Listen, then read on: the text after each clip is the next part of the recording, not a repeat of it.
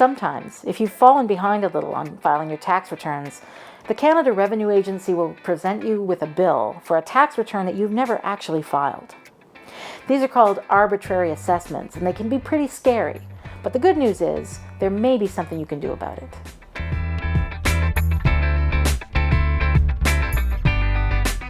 The number one thing to do when Canada Revenue Agency sends you an arbitrary assessment is to file the return. Now, why is this necessary? An arbitrary assessment is actually a case where the Canada Revenue Agency has basically filed a return for you and come up with a tax bill based on that return. It is usually not the best outcome you could have from that year's income. It's just a return.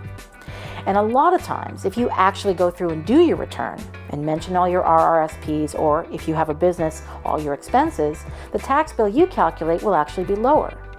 And the fact is that if you go ahead and complete that return and file it, the Canada Revenue Agency will lower your bill. An arbitrary assessment is a placeholder. It's something the Canada Revenue Agency does when they've almost given up hope that they'll ever hear from you again. So let them hear from you again. File a return, and it'll make things better.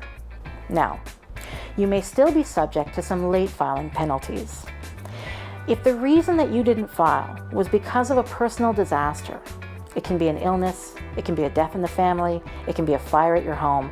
If there's a good reason why you didn't file, there is also an option for you to get those penalties reduced.